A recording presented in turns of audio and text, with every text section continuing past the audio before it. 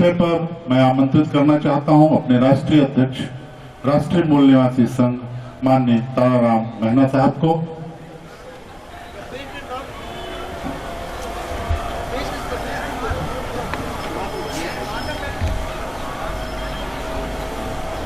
साथियों, राष्ट्रीय मूल निवासी संघ का 11वां राष्ट्रीय अधिवेशन समापन की ओर है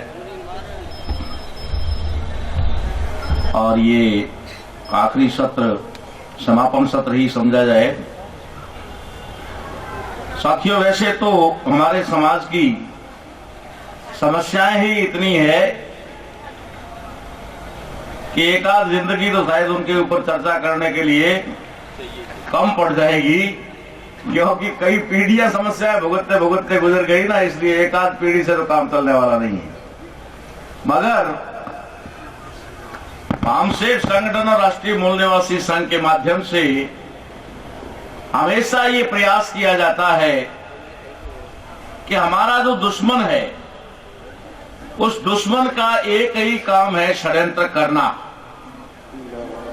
क्योंकि लोकतंत्र में अगर बहुजनों पर अल्पजन को शासन करना है तो सिवाय षड्यंत्र के कोई रास्ता नहीं होता।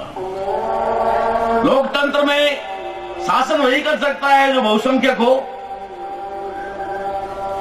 अगर बहुसंख्यक लोगों पर अल्पसंख्यक लोगों को अगर सत्ता चलानी है, शासन करना है, तो उन लोगों को उनके साथ राजनीति करनी ही होगी, यानी षड्यंत्र करना ही होगा, धोखेबाजी करनी ही होगी, नहीं तो फिर उसका शासन कायम नहीं रह सकता। इसलिए हमारा दुश्मन षड्यंत्र करता है और जब वो षड्यंत्र करता है तो इस देश में सबसे पहले वामसेव को पता चलता है और किसी को पता नहीं चलता।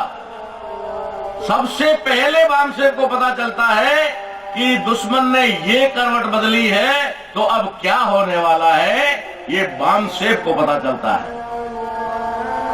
और वामसेव अपने फर्ज के प्रति वफादारी रखते हुए उस षड्यंत्र का पर्दाफाश हमारे लोगों के सामने करता है, ताकि उस षड्यंत्र से हमारे लोगों को शिकार होने से बचाया जा सके। ये काम वामसेव संगठन का है। दुश्मन का काम हो गया षड्यंत्र करना, वामसेव का काम हो गया षड्यंत्र का पर्दाफाश करना और उस षड्यंत्र को विफल करना। ये लोगों का काम है और वो नहीं हो पा रहा है। षड्यंत्र का पर्दाफाश तो हम कर देते हैं, मगर षड्यंत्र को विफल तो लोग ही कर सकते हैं और लोग अभी तक इसके लिए तैयार नहीं है। इसके लिए हम लोग षड्यंत्र का पर्दाफाश करने के बावजूद भी हमारा दुश्मन षड्यंत्र करने में सफल हो जाता है। मैं हमेशा लोगों को समझाने का प्रयास करता हूं कि लोगों को एक बात का ध्यान रहता है कि इस देश के अंदर जो शासक है वही राजा है और राजा है वही शासक है। राम साहब कल आपको समझा रहे थे बढ़िया तरीके से इस चीज को। मैं आपके सामने भी थोड़ा सा इसको करूंगा कि राजा और शासक दोनों में बहुत अंतर होता है, रात और दिन का अंतर होता है। मैं भी पहले सामान्य बुद्धि का जब था तो मैं भी दोनों को एक ही समझता था। जो राजा है वही शासक है, जो शासक है वही राजा है। इसमें क्या अंतर हो सकता है भाई? एक ही बात है, राजा है वही शासक है। एक दूसरे के पर्यायवाची शब्द हो सकते हैं, ऐसा मैं समझता था। लेकिन जब मैं थोड़ा आगे बढ़ा और थोड़ी जानकारी लेने का प्रयास शुरू किया तो मेरा ध्यान गया कि क्या इन दोनों शब्दों का अंग्रेजी में मीनिंग एक ही है या फिर अंग्रेजी में इसके लिए अलग अलग वर्ड है। मैंने ढूंढा तो पता लगा कि राजा को अंग्रेजी में किंग कहते हैं और शासक को रूलर कहते हैं। दोनों के लिए शब्द ही डिफरेंट है, तो हिंदी में ये दोनों शब्द एक कैसे हो सकते हैं? जिसका अंग्रेजी में मीनिंग ही अलग निकल रहा है, तो कभी दो एक नहीं हो सकते। तो ये रिसर्च मैंने जारी रखा, इसको आगे बढ़ा, तो मुझे जानकारी हुई कि राजा और शासक अगर अलग अलग हैं तो दोनों में अंतर क्या है, फर्क क्या है दोनों में। तो जानकारी मिली कि जो शासक है वो राजा की नियुक्ति करता है, राजा शासक की नियुक्ति नहीं कर सकता, और राजा तब तक राजा नहीं माना जाता जब तक शासक उसकी नियुक्ति ना करे। अर्थात राजा की नियुक्ति शासक करता है तो इसका मतलब है शासक बड़ा है, वो जब मर्जी चाहे राजा को हटा सकता है, राजा को बना सकता है, दूसरे को स्थापित कर सकता है। और आगे रिसर्च में घुसे तो पता चला कि पुराने जमाने में राजाओं की नियुक्ति कौन करते थे। हमने हमारे पुरखों की भी कहानियां पढ़ी, छत्रपति शिवाजी महाराज के साथ क्या हुआ वो भी पढ़ा। छत्रपति शिवाजी महाराज को इतना बड़ा अपमान सहन करने के लिए क्यों मजबूर होना पड़ा, क्या उनकी मजबूरी थी।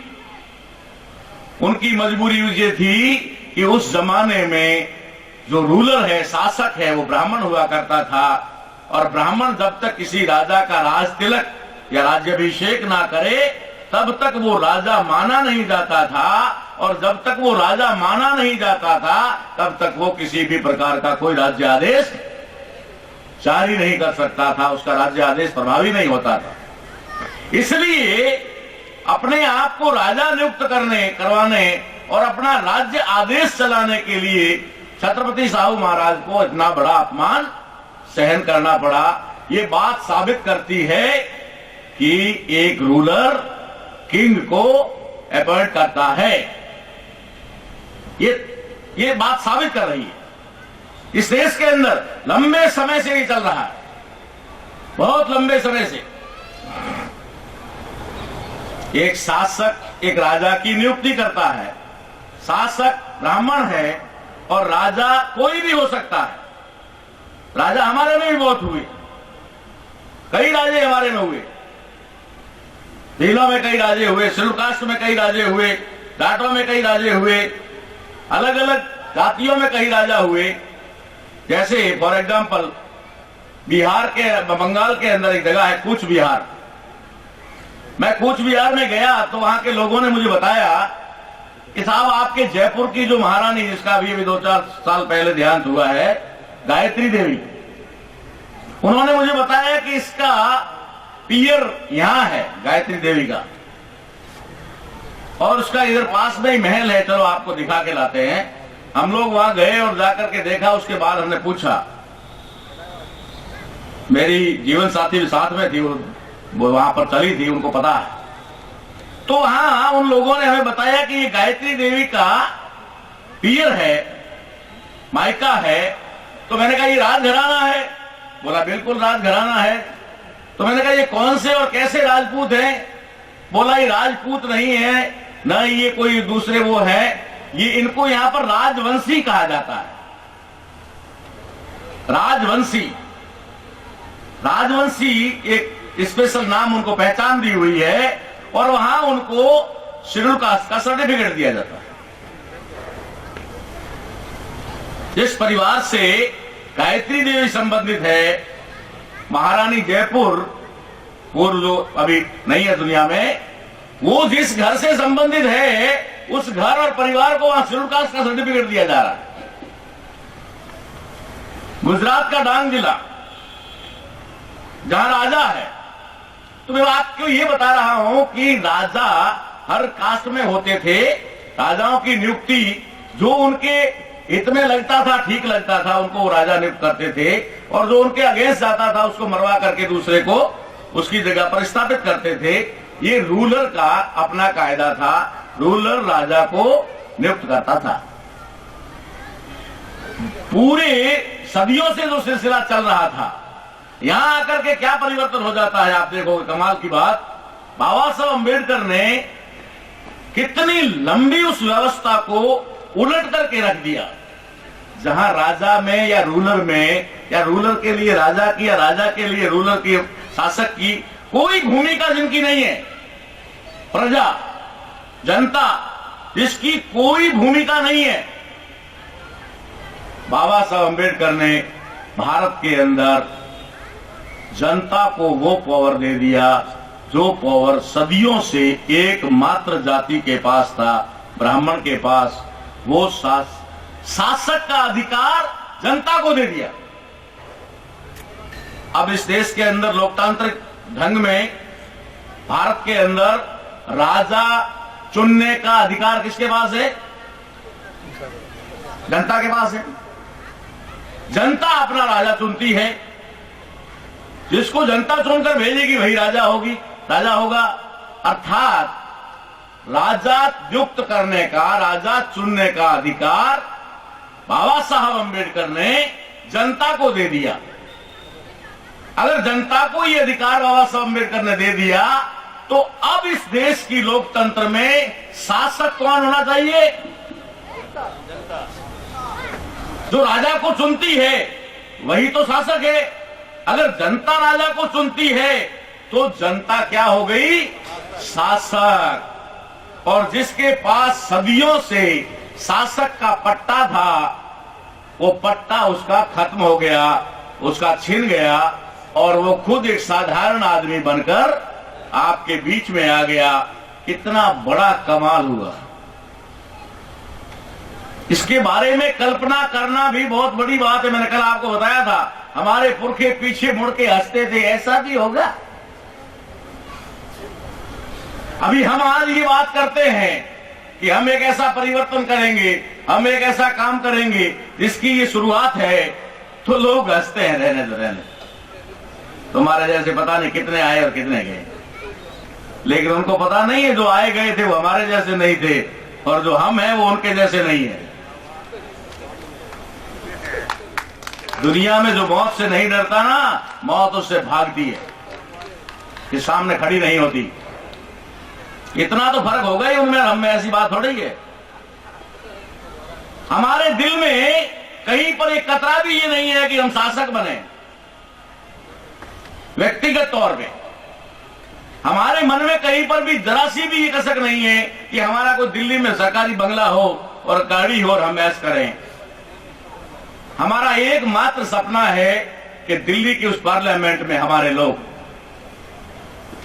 दिल्ली की राष्ट्रपति सीट पर हमारा आदमी।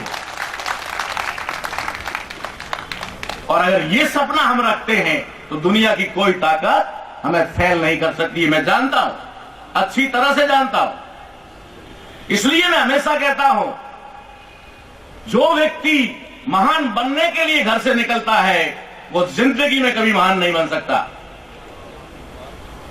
जो व्यक्ति महान काम के लिए घर से निकलता है वो पता नहीं कब महान हो जाता है, पता ही नहीं चलता।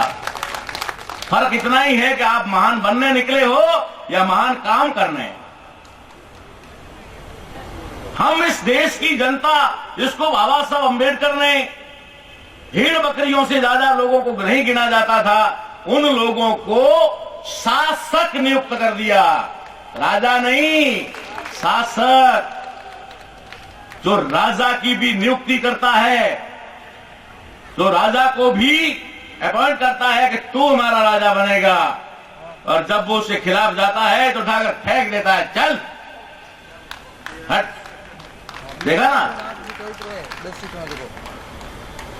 लोकतंत्र में मताधिकार, प्रौढ़ मताधिकार मिलने के बाद, बाबा साहब का ये प्रयास सफल होने के बाद, एक वर्ग विशेष के लोगों के हाथ से पावर छिन गया, वो पावर जनता के हाथ में आ गया। अब जनता जो चाहे वो कर सकती है। उसके घर में खतरे की घंटी जोर जोर से बजने लगी। उसने सोचा कि इस समय इस लोकतांत्रिक व्यवस्था में, इस प्रजातांत्रिक व्यवस्था में हम कैसे शासक बनकर रह सकते हैं। उन्होंने समय समय पर षड्यंत्र किए। कभी जिन लोगों को वोट के बारे में पता भी नहीं था, उन लोगों को भेड़ बकरियों की तरह गाड़ियों में, ट्रकों में भर के बस रास्ते में समझा है, इस पे, ठीक है ना। उस समय पंजे का झाड़ा चलता था, पंजा पंजा पंजा पंजा पंजा पंजा, बस धक्का देते थे लोग के, ठीक है आका ने कह दिया है वहां डाका मार दो, जहां आका बोला वहां डाका। पंजा बताया तो पंजे पे दे दिया, कुछ और बताया उस पे, बस उनको कोई मालूम नहीं है कि मैं क्या करने जा रहा हूं। उन लोगों को नहीं पता होता था जिनको ट्रकों में गाड़ियों में भर के पोलिंग बूथ पर ले जाया जाता था, लाइन में खड़ा करके उनको वोट दिलाया जाता था, और कईयों को तो कह दिया जाता ठीक है घर में रहो वोट हो जाएगा। लोग घरों में होते थे, वोट पड़ जाते थे, ये तरीका हुआ।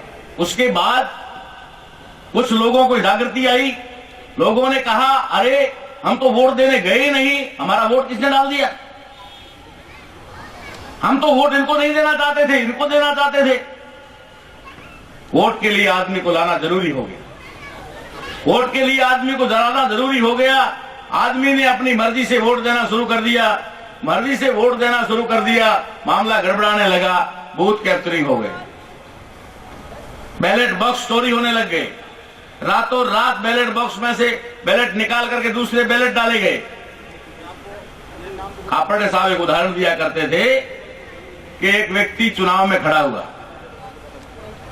वो चुनाव में खड़ा हुआ, उसने पर्चा भरा, पर्चा उसका निकल गया, चुनाव हुआ, और चुनाव के बाद रात को सारे बैलेट बॉक्स खाली करके उसके अंदर दूसरे बैलेट डाल दिए गए। अब जब गिनती हुई तो वो भी एमपी का दावेदार था, कैंडिडेट था, तो निर्दलीय सामने बैठा हुआ था। गिनती करते करते गिनती समाप्त हो गई, उसको एक वोट भी नहीं मिला, उसको एक वोट भी नहीं मिला। तो दूसरे दिन नहीं, उसी समय उसने एप्लीकेशन लेकर कलेक्टर को दी कि भाई मुझे एक वोट भी क्यों नहीं मिला। तो कलेक्टर ने जवाब दिया किसी ने नहीं दिया होगा तो कहां से होगा, किसी ने दिया नहीं होगा तो होगा कहां से। उस आदमी ने कहा मैं जानता हूं कि मेरा व्यवहार ठीक नहीं है बस्ती में, गांव में, एरिया में, पूरी लोकसभा क्षेत्र में, इसलिए मुझे किसी ने वोट नहीं दिया होगा, मगर मेरे परिवार के लोगों ने तो मुझे वोट दिया होगा। बोला कोई जरूरी है कि परिवार के लोग वोट दे, कोई जरूरी नहीं है। बोला ये बात भी सही है कि बेटा अगर बचपन की किसी बात को याद कर गया होगा कि पापा ने मुझे थप्पड़ मारी थी, आज बदला लेने का मौका आ गया है, तो बेटे ने नहीं दिया होगा, बेटे के कहने पर बहू ने नहीं दिया होगा। बोला मेरी पत्नी ने तो मुझे वोट दिया ही होगा। बोला जरूरी थोड़ी है पत्नी वोट ना दे, मर्जी है उसकी दे या ना दे। बोला हाँ यार, एक बार नई नई शादी हुई तब गुस्सा आया था, थप्पड़ तो मारा था, हो सकता उसने भी सोच लिया हो कि मौका क्यों चुके, उसने भी मुझे वोट नहीं दिया होगा। मैं मान लेता हूं मुझे वोट नहीं दिया होगा, मगर इतना बेवकूफ तो मैं नहीं हूं कि अपना वोट खुद को ना दूं। अरे मेरा एक वोट तो निकाल के बताओ, मैं एमपी का चुनाव लड़ रहा हूं, गधा तो नहीं हूं। ये होता था, मजाक नहीं है, ऐसा होता था। मगर जब होता था इसका भी इलाज निकल गया, इसका भी हल निकल गया। अब मामला आ गया साहब इलेक्ट्रॉनिक मशीन का। इलेक्ट्रॉनिक मशीन का मामला जब आया तो ये सारे कारनामे रुकने लग गए। वैसे दुनिया में जुगाड़ के मामले में भारत को बहुत माना जाता है ना, हाँ, दुनिया में कहीं नहीं हो, इंडिया में जुगाड़ हो जाता है। ये तो इसमें मानोगे ना, हाँ, दुनिया में हो ना हो, दुनिया में सारे ओरिजिनल लोग रहते हैं ना, दुनिया में वास्तव में लोग रहते हैं, इस देश में षड्यंत्रकारी रहते हैं। तो ये बात जब वोटिंग मशीन की आती है तो चलता रहा मामला। मैं भी सर्विस में था, एक आध इलेक्शन मैंने भी वोटिंग मशीन से करवाया था। मैं एक बार सिलवासा में वीरू भाई के घर पे हम बैठे थे, उसी समय नरेंद्र मोदी तीसरी बार मुख्यमंत्री बने। गुजरात का विधानसभा चुनाव खत्म हुआ ही था। हमारे राष्ट्रीय उपाध्यक्ष वामसेव के रावजी भाई भी वहां पर थे। तो रावजी भाई ने मुझसे एक सवाल किया, बोला कि ताराराम जी क्या ऐसा संभव है कि मशीनों से गड़बड़ी की जा सकती है? मुझे नहीं मालूम ये कहना क्या चाहते हैं, लेकिन उन्होंने मुझे पूछा कि क्या ईवीएम इलेक्ट्रिक वोटिंग मशीन में गड़बड़ी हो सकती है। उनके दिमाग में आ गया था कि गड़बड़ी होती है और हुई है, मगर वो कंफर्म करवाना चाहते थे। तो उन्होंने मुझसे पूछा कि क्या ऐसा हो सकता है। मेरा जवाब था, मैंने कहा रावजी भाई मशीन है, आदमी ने बनाई है ना, तो आदमी जैसा चाहे वैसा उपयोग में ले सकता है तो मशीन ना। मशीन बनाई आदमी ने, तो उसमें सही तरीके से इस्तेमाल करना है, गलत तरीके से इस्तेमाल करना, यह भी हो सकता है। ये कौन सी बड़ी बात। दुनिया भर में कंप्यूटर काय के लिए बनाया गया? इंफॉर्मेशन टेक्नोलॉजी को कलेक्ट करने के लिए, जिसको कलेक्ट करने के लिए एक एक भवन चाहिए था, कागजों के ढेर लग जाते थे, उसको एक छोटी सी शिप में डाल करके रख दिया जाता है। अगर उस शिप में से वो निकाला जाए तो शायद वो दस्तावेज इतने होंगे कि एक कमरे में जगह चाहिए। दुनिया भर में कंप्यूटर का इस्तेमाल हुआ अलग अलग कामों से। कंप्यूटर का इस्तेमाल भारत में काहे के लिए हुआ? रामायण में हनुमान को उड़ाने के लिए। ऐसे उड़ता नहीं था तो कंप्यूटर से आसानी से उड़ जाता, उपयोग हुआ। दुनिया ने किस लिए मशीन बनाई? भारत में क्या उपयोग हो रहा है, अपनी अपनी मर्जी है। मशीन है, कुछ भी हो सकता है। लवली भाई ने कहा कि अब मेरी बात मुझे अपनी बात पर यकीन हो गया है कि मशीनों में गड़बड़ी हो सकती है। ये शायद 2.5 साल पहले की बात है, जब गुजरात का चुनाव हुआ था और मुख्यमंत्री तीसरी बार नरेंद्र मोदी बना था। मैंने कहा रवि भाई हुआ क्या, वो मुझे बताओ। तो इन्होंने मुझे बताया कि जिस पोलिंग बूथ पे हमारी ड्यूटी लगी थी, वो पूरा का पूरा गांव 100% कांग्रेसी, वहां बीजेपी का एजेंट भी नहीं बैठता और बैठा भी नहीं। लेकिन जब ईवीएम मशीनों को खोला गया और वोटिंग गिनती हुई तो 65% वोट बीजेपी को मिले, 65%। मैंने कहा ये तो सीधा मामला हो गया। उस समय से हमें मालूम है कि ईवीएम मशीनों में गड़बड़ हो सकती है और होती है। उस बात को हमने गुजरात में 1-2 बार कार्यक्रमों में भी रिपीट किया, लोगों को बताया। लेकिन अभी अभी जो लोकसभा का चुनाव हुआ भारत में, इसके अंदर ईवीएम मशीन का कितनी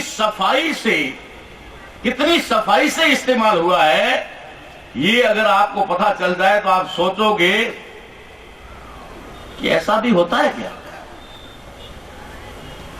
इसके 2 मास्टर हैं इस देश में, एक अमित शाह और दूसरा राम माधव, जिसको भी आरएसएस से बीजेपी में महासचिव के पद पर नियुक्त किया है। ये 2 व्यक्ति हैं और उन्होंने उत्तर प्रदेश में 10,000 ऐसे कंप्यूटर सॉफ्टवेयर के इंजीनियर बिठा रखे हैं कि वो सारा यही काम कर रहे हैं। आप लोग फेसबुक चलाते हैं, आप लोग व्हाट्सएप चलाते हैं, आप ट्विटर चलाते हैं, आपके बीच में कब वो कार्यकर्ता आके टपक जाता है आपको पता भी नहीं चलता। वो बाबा साहब की एक तस्वीर पोस्ट करता है और अपना नाम बदलकर किसी सरनेम आपके सरनेम से डालता है और घुस जाता है आपके ग्रुप में। आपको पता नहीं है वो आपसे सारी इंफॉर्मेशन ले रहा है। मैं तो इतना जानकार नहीं हूं इसका, लेकिन फिर भी मुझे इतना समझ में आता है कि हमारा दुश्मन इस टेक्नोलॉजी का कितना भयंकर रूप से हमारे खिलाफ उपयोग कर रहा है, ये आप अंदाजा नहीं लगा सकते। आप समझ रहे हो जय भीम बोल रहा है, सामने से बाबा साहब की फोटो लगा रखी है, इसका मतलब हमारा ही होगा।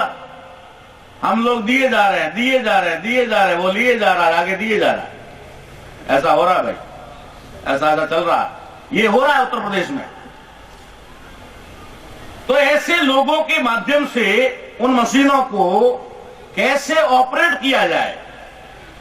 एक इंजीनियर जिसको अमित शाह ने पैसा देकर के अपने काम पे लगाया, वो मोबाइल का मास्टर था। मोबाइल से लाइट के मीटर को बंद करता था, मोबाइल से लाइट के मीटर को बंद करता था। तो बड़ी बड़ी फैक्ट्रियों में वगैरह में बड़े बड़े कारखाने होते थे, वहां पर वो जाता था और अपने मोबाइल से उसमें कोई शिफ्ट कुछ होता होगा ऐसा सेट करके और मीटर को बंद करके, ऐसा कुछ भी करने की जरूरत नहीं है, बस मीटर बंद है।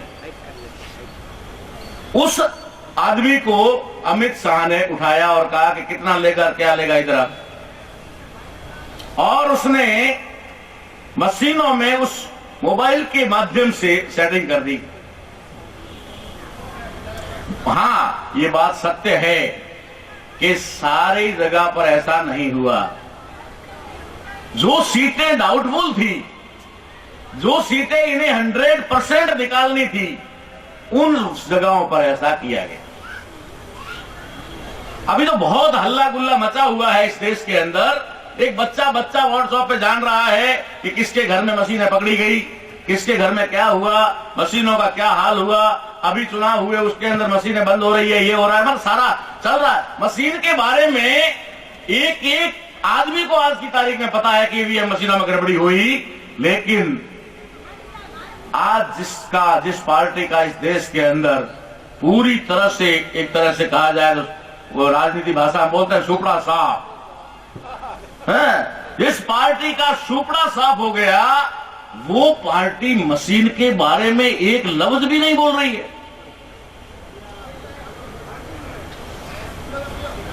जिस पार्टी को इन मशीनों की वजह से इतना बड़ा नुकसान हुआ, वो पार्टी एक लफ्ज भी नहीं बोल रही है इसके बारे में कि ईवीएम मशीनों में गड़बड़ हुआ है, जबकि प्रमाणित हो चुका है, साबित हो चुका, उसके सबूत मिल गए हैं, सारा काम हो गया है। नरेंद्र मोदी ने बनारस से चुनाव लड़ा और चुनाव लड़ा और वो जीता। अब पता चला कि 3 लाख फर्जी वोट है, 6.5 लाख फर्जी वोट। अब आप अंदाजा लगाओ क्या हुआ। अब ऐसा क्यों करना पड़ा उनको, उसकी वजह क्या है वो बताता हूं। इस देश के अंदर हमारे कुछ पुरखों ने जो राजनीतिक हलचल पैदा की, जिसमें मूल रूप से प्राथमिकता के तौर पर नाम आता है माननीय कांशीराम जी का। कांशीराम साहब ने जो राजनीति में जो उथल पुथल पैदा की, उससे देश की राजनीति में अस्थिरता आ गई। अस्थिरता पैदा करने का अगर श्रेय किसी को जाता है तो कांशीराम जी। उन्होंने जिस तरीके से हलचल पैदा की और मामला डामाडोल हुआ कि कोई सरकार बहुमत से नहीं बन पा रही है, और जो सरकार बहुमत से बन नहीं पा रही है उसके पास में, उस सरकार के पास में 2/3 बहुमत कहां से होगा, और जब तक 2/3 बहुमत नहीं होगा तब तक वो भारतीय संविधान को हाथ कैसे लगाएगा। ऐसे ही हवा में हम लोगों ने कोई वाहवाही लूटने के लिए भारतीय संविधान को बचाओ अभियान के अंतर्गत ये नहीं रखा भाई। वास्तव में हमारा संविधान बिल्कुल खतरे की कगार पर खड़ा है। जरा सी आपने लापरवाही की तो वो समंदर में या आग में गिर जाएगा, और जरा सी आपने सावधानी बरती तो बचाया जाएगा। उनका टारगेट है भारतीय संविधान। भारतीय संविधान को बदलने में, उसमें अमेंडमेंट करने में उनको जो स्पष्ट बहुमत चाहिए, वो स्पष्ट बहुमत इस जागृति की वजह से और हमारे महापुरुषों के द्वारा उस पैदा की गई राजनीतिक हलचल की वजह से उनको स्पष्ट बहुमत नहीं मिल पा रहा था। स्पष्ट बहुमत नहीं मिल पा रहा था, वो स्पष्ट बहुमत पाने के लिए उन्होंने ये रास्ता इख्तियार किया कि ये एकमात्र रास्ता है। अब आपके सामने कई सबूत आ गए कि दुनिया के जो विकसित देश है और जहां तक है जिस देश ने इस मशीन का आविष्कार किया, उन देशों ने इसके ऊपर रोक लगाई। वहां आज बैलेट पेपर और बैलेट बॉक्स का इस्तेमाल होना शुरू हो गया, और भारत में जो दुनिया ने रिजेक्ट की उस चीज का भारत में इस्तेमाल हो रहा है। अब कंप्यूटर से अनुमान उड़ाया जा रहा है कि नहीं उड़ाया जा रहा है? ये नरेंद्र मोदी है ना, ये कंप्यूटर से उड़ने वाला अनुमान है, मशीनों के आधार पर बना हुआ प्रधानमंत्री है, लोगों के वोट से नहीं बना है वो, ध्यान रख लेना। अब उनके लिए जो मैं कह रहा हूं ना खतरनाक मामला,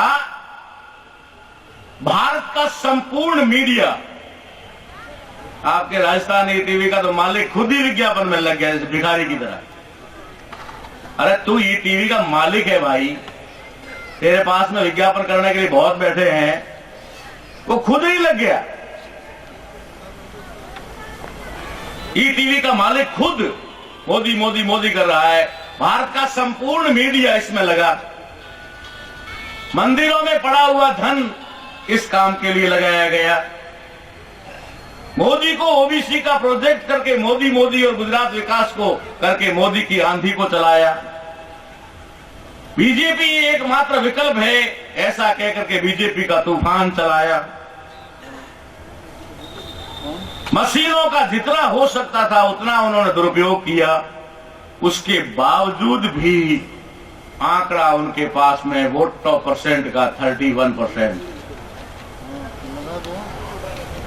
अगर उन लोगों ने वोटिंग मशीन में गड़बड़ी नहीं किया होता तो क्या आज बीजेपी की सरकार दिल्ली में होती? बीजेपी की सरकार दिल्ली में होती नहीं और कांग्रेस की बन नहीं सकती थी। जब इसकी होती नहीं और उसकी बन नहीं सकती थी तो हमारे लोगों की उनको गरज करनी पड़ती, तब हमारे लोगों के पास जाते, आओ भाई आओ आपको शामिल करते हैं, आओ। अब थोड़ा बहुत कोई जिनको उनसे खतरा था कि ये बोल सकता है या फिर ये कहीं पर थोड़ा थोड़ा कुछ ना कुछ गड़बड़ कर सकता है, डाउटफुल जो मामला था उनको उन्होंने अपने साथ मिला लिया। आ जाओ भाई हमारी गोद में आ जाओ। हमारे 30 मार खा और बड़े डरा डरा करके दहाड़ने वाले जाकर के उसकी गोद में बैठ गए। कोई हो जरा काय को नाम लेने का आपने, मैं तो चौथे राम को भी नहीं मानता, इन 3 राम को क्या मानूं?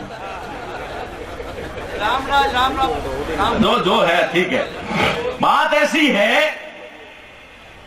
कि उन लोगों को जो कभी इस प्रकार के नारे देते थे कि हम ही बाबा साहब के मिशन को पूरा कर सकते हैं, वे लोग अपना पर्सनल मिशन भी पूरा नहीं कर पाए और जाकर के खुद दूसरों के तलवे चाटने के लिए लग गए। और वहां पर जब खुलेआम ये कहा जाता है कि गीता को राष्ट्रीय ग्रंथ घोषित किया जाए, उनकी प्रतिक्रिया में एक लाइन नहीं बोली जाती है, एक लाइन तक बोलने की उनकी औकात नहीं है। भारतीय संविधान के खिलाफ धड़ल्ले से बोला जा रहा है, उनकी हिम्मत नहीं है कि वो एक लाइन बोले। अभी अभी एक बहुत कमाल की बात हमारे सामने आई थी, मुझे शायद राम साहब ने बताया था कि बीजेपी का या कोई प्रोग्राम था, उस प्रोग्राम में उदित राज को बुलाया और उनको बोलने के लिए कहा। अपना स्पीच करने के बाद वो लास्ट में बोले, पुरानी भाषा आ गई किसी जमाने की, बोले जय भीम जय भारत। ऐसा कहकर के जब वो नीचे उतरने लगे तुरंत रोका गया, वापस जाओ सुधारो, बोलो जय हिंद जय श्री राम। सीढ़ियों में से वापस भेजा, उदित राज वापस बाइक पर गया, बोला जय श्री राम और जय हिंद। ये औकात रह गई। तो मेरा कहने का मतलब ये है कि जिन लोगों की वजह से राजनीति में अस्थिरता आई थी, जिन लोगों की वजह से सरकारें बनी थी, जिन लोगों को सरकार में सपोर्ट करने की वजह से मंत्री पद मिल रहे थे, उन लोगों ने सोचा था ये जब तक रहेंगे तब तक हमारा काम तो होने वाला नहीं है। तो उन्होंने ये आखिरी हथियार इस्तेमाल किया और आखिरी हथियार इस्तेमाल करके उन्होंने सभी राज्यों की साथ ही केंद्र की सरकार बनाई। इसमें कहीं पर भी कोई किंतु परंतु नहीं है। हम तो टेक्नोलॉजी के इतने जानकार नहीं है, मगर फिर भी हम उनसे बहस करने को तैयार है। अगर वो ईमानदार है तो हमारे सामने आ जाए, या हमें बुला ले टीवी के सामने, हम आने को तैयार है, हम करेंगे बात। अगर इतने ईमानदार हो हमें बुला लो, हम आ जाएंगे। नहीं तो हमने इतना बड़ा मंच बना रखा है, तुम आ जाओ। न तो आते हैं न बुलाते हैं। बाबा साहब अम्बेडकर ने कहा था बनारस में कि शास्त्रियों की खान है, मैं जानता हूं, और आज मैं शास्त्रार्थ के लिए तैयार हूं, कोई है तो आ जाए। सारा काशीदा का कुत्ता भी नहीं गया, कोई जाएगा कहां से उस विद्वान के सामने जाकर के सारा उसको अपना। ये बात ऐसी है साथियों, हमें सारा समझ में आता है। दुश्मन जैसे ही कुछ आंख बदलता है हमें समझ में आ जाता है कि क्या होने वाला है। कल मैंने एक उदाहरण दिया था आपको, और उसका उदाहरण का अखबार में छप करके आ गया।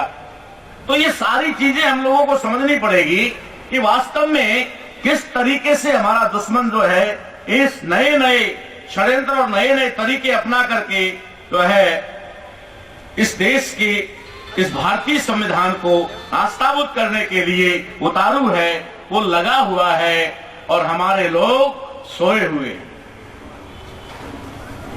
हमारे लोगों को पता ही नहीं है कि कितनी बड़ी आफत हमारे ऊपर आने वाली है। हमारे लोगों के पास में समय नहीं है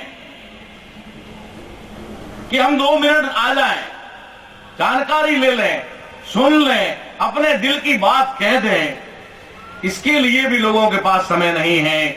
लेकिन साथियों, थोड़े समय बाद, अभी हमारे लोगों के पास समय नहीं है, और थोड़े समय बाद समय ही समय रहेगा। समय के अलावा कुछ नहीं होगा, सिर्फ एक समय रहेगा, इसके सिवाय कुछ नहीं रहेगा। ये काम बड़ी तेजी से होने जा रहा है, किया जा रहा है। इसलिए हम लोगों के दिल में ये दर्द है, हम लोगों के दिल में ये बात जो है चुभ रही है कि अगर दुश्मन ने कामयाबी हासिल कर दी तो हमारे समाज की कितनी भयंकर दुर्दशा हो जाएगी, और वो हमारे आंखों के सामने हो जाएगी, हमारे देखते देखते हो जाएगी। हम उसके लिए जिम्मेदार लोगों में गिने जाएंगे। इसलिए साथियों, हम लोगों ने फैसला किया कि हम चुप नहीं बैठेंगे, हम चुप नहीं बैठेंगे। जितना हमसे होगा उतना करेंगे। गारंटी नहीं है कि हम ही सारा कर लेंगे, मगर इतना जरूर है कि हम नालायकों की गिनती में नहीं जाएंगे। हम कुछ ना कुछ करेंगे, किसी न किसी प्रकार की हलचल मचाएंगे। मैं आपको दावे के साथ कह सकता हूं इस बात को, ये कोई बड़ाई की बात नहीं है या ये कोई प्रशंसा की बात नहीं है। पूरे भारत में SC ST OBC के कई मंच बने हुए हैं, कई मंचों पर कई नेता दहाड़ रहे हैं, लेकिन हमारे वास्तविक दुश्मन को जिस मंच से खतरा है वो मंच सिर्फ और सिर्फ ये है। उसे मालूम है, जैसे अभी हमारे गार्जियन मास्टर भाग सिंह जी ने कहा कि मैं साथ में इसलिए साथ में हूं कि ये ईमानदार है। तो आपके मन में क्या है? बेईमान के साथ हो? आप भी ईमानदार के साथ हो? अच्छा, आप ईमानदार के साथ क्यों हो? क्योंकि आप खुद ही ईमानदार हो। जो ईमानदार होता है वही ईमानदार के साथ खड़ा होता है। जो ईमानदार होता है वो बेईमान के साथ कभी खड़ा नहीं होता, और जो बेईमान होता है वो ईमानदार से 100 कोस दूर रहता है, 100 कोस दूर रहता है। इसलिए कह रहा हूं, ये पांडाल ईमानदारों का है, और दुनिया में डर किसी बेईमान को होता है तो ईमानदारों से होता है। इसलिए ये मंच उसके लिए बहुत भारी पड़ रहा है।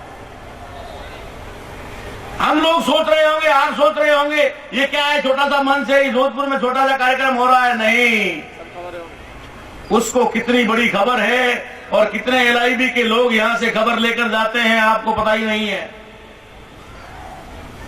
कैसे कैसे रिपोर्टें जा रही है, लेकिन हम खुश हैं कि हमारी रिपोर्ट जा तो रही है। हम साला कोई मिट्टी के घड़े में मुंह डाल के बोल नहीं रहे हैं। हम इतना बड़ा लाउड स्पीकर लगाकर बोल रहे। हमने हमारे लाउड स्पीकर वालों को बोला भैया मामूली वाला नहीं चलेगा, है? बढ़िया वाला हो तो लाओ।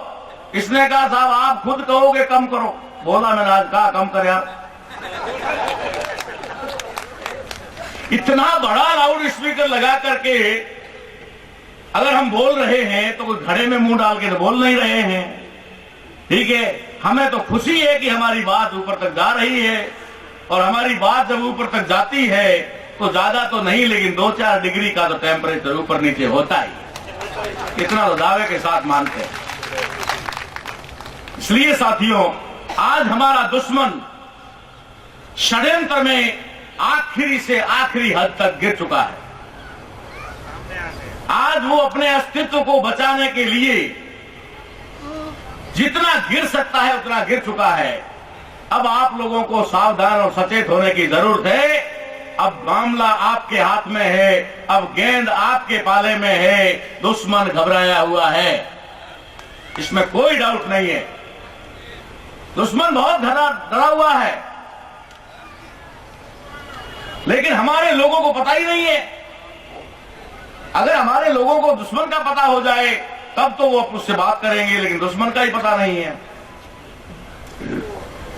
इसलिए ईवीएम मशीन पीछे वाली जितनी भी सरकारें आई मुझे सब पता है। हमारी निगाह इसी के ऊपर रहती है। मेरा दूसरा कोई काम नहीं है इसके सिवाय। रात और दिन यही काम करता हूं मैं, इसलिए मुझे सब पता है कि राज्यों की जितनी सरकारें बनी हैं वहां पर भी ईवीएम मशीनों का गड़बड़ घोटाला हुआ है। अब उनको सिर्फ इतना पता है कि एक बार हम स्थापित हो जाएं, उसके बाद कह देंगे भाई ये लो मशीन है। अब एक बात बताऊंगा आपको कमाल की, कि जो ईवीएम मशीनों में गड़बड़ी हुई उसकी जानकारी कांग्रेस को है। अब तो मुझे पक्का यकीन हो गया। डॉक्टर साहब खड़ा होकर कहे तो देख लो, मैं खुद लोकसभा ईवीएम मशीन की वजह से हारा हूं। हो गया, मिल गया सबूत। नहीं तो सोचते रहते बाम से पहले पता नहीं कहां से कुछ भी बोलते रहते। तो ये मामला इस तरीके से बनता है। अब उनसे अगर आप चिल्लाओ, ज्यादा जोर करो, उन्होंने कहा भाई नहीं करना, बस अब नहीं करते। अब तो करना ही 5 साल बाद में है। अब 5 साल कोई मशीन का इस्तेमाल तो करना नहीं है। मशीन को डाल दो एक साइड में और इस पे लग जाओ, ओरिजिनल पे। जो काम है जिसके लिए ये मशीन का गड़बड़ करके पहुंचे हैं उस काम पे लग जाओ। वो 5 साल तक उस पे लग जाएंगे। हमारे लोग चिल्लाते रहेंगे ईवीएम, अरे ईवीएम का काम तो हो गया भाई, अब ईवीएम को छोड़ वीवीएम को पकड़, उसको पकड़ के उसका बंदोबस्त करें कुछ। तो ये हमें समझना होगा कि दुश्मन ने हमारे साथ में आखिरी षड्यंत्र कर दिया है और वो हमारी छाती पे बैठ गया है। अब हमें अपने प्राण कैसे बचाने हैं, उसके लिए हम लोगों को क्या रणनीति बनानी होगी, क्या आगे क्या हम लोगों को प्लान करना होगा, किस तरीके से हम युवाओं को, मिसगाइड युवाओं को लाइन पे ला करके हमारी इस क्रांति को आगे बढ़ा सकते हैं। अरे ज्यादा जरूरत नहीं है भाई, आप लोगों को डर लगता है, मुझे यही तो पता है। मैं कभी कभी लोगों को बोलता हूं इस देश में 3.5 करोड़ ब्राह्मण है। 3.5 करोड़ अगर ब्राह्मण है तो निश्चित है कि उनमें आधी तो महिलाएं हैं। 1,75,00,000 तो महिलाएं हो गई। वो तो लगभग हमारी है डीएनए के आधार पर, हमारी बहनें माताएं हैं। अब रहो जो रह गया मामला पीछे 1,75,00,000 का, उसमें 75 लाख तो बड़े और बुजुर्ग और बच्चे होंगे ही होंगे।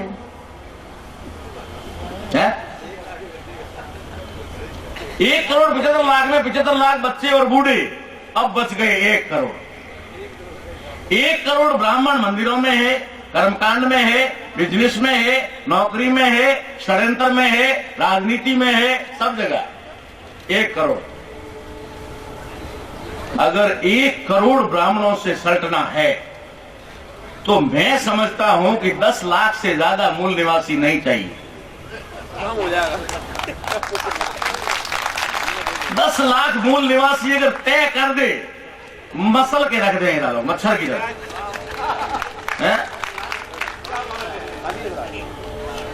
10 लाख मूल निवासी अगर संकल्प ले लें तो हमें तो किसी दूसरे को हाथ ही नहीं लगाना है ना भाई, हमें दूसरे को हाथ ही नहीं लगाना, हमें तो हमारे असली दुश्मन को पकड़ लेना। आजा भाई है।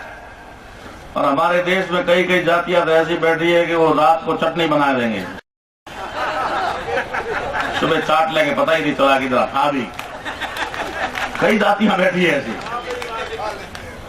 है ना।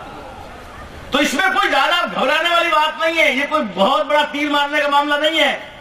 ये अगर कोई है तो हमारी नालायकी, उसकी ताकत है, उसकी महानता है, उसकी बुद्धिमत्ता कुछ नहीं है, ये हमारी नालायकी। मैं दावे के साथ कहता हूं कि हमने 10 लाख लोगों को इस इंडिया में तैयार कर दिया, ये फटाफट अपनी वीजा बनाना शुरू कर देंगे परिवार सही, और बिना वीजा वाला देश भी है उधर डाल देंगे, ठीक है ना। सुबह घोषणा की थी कि ढूंढ जाकर के हिंदुस्तान बनाने की जरूरत नहीं भाई, नेपाल तेरा हिंदुस्तान, ये नेपाल तेरा, तेरा हिंदुस्तान, ठीक है ना। छोड़ हमारा पीछा, कुछ भी दुनिया में असंभव नहीं है। अगर असंभव होता तो इस दुनिया में इतनी बड़ी बड़ी घटनाएं नहीं होती। इस देश में भी एक घटना होगी, उसमें कोई दो राय नहीं है, ये हम करके रहेंगे। हम बहुत सारे ऐसे लोग तैयार कर चुके हैं जो इस काम के लिए जीवन देने को तैयार है। वो मर भी जाएंगे तो अमर ही तो होंगे, वो चंद्रशेखर और भगत सिंह बन भी जाएंगे तब भी अमर ही तो होंगे। संसार में आए हैं तो मरना तो है ही। मारवाड़ी में कहावत है कि मौत से मरवारी खोड़, मौत से मरे बामण होनिया।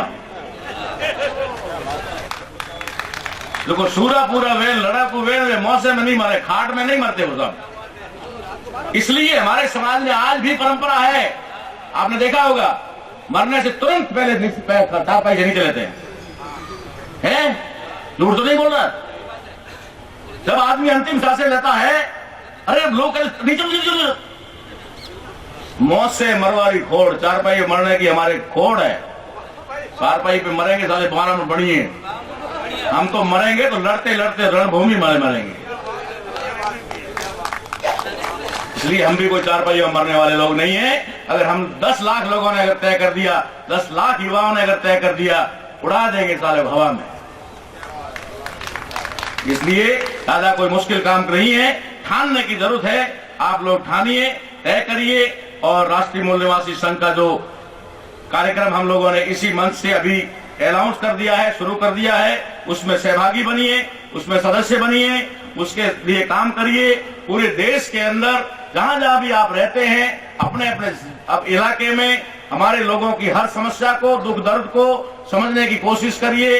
अगर एक्सीडेंट भी होता है तो आरएमएस के बैज लगा करके तुरंत हॉस्पिटल में पहुंचिए, पूछिए आपको क्या तकलीफ है, दवाई चाहिए, क्या हुआ क्या नहीं हुआ। अगर किसी का राशन कार्ड नहीं बनता है, पंचायत समिति में, ग्राम पंचायत में जाकर भाई इसका क्यों नहीं बना।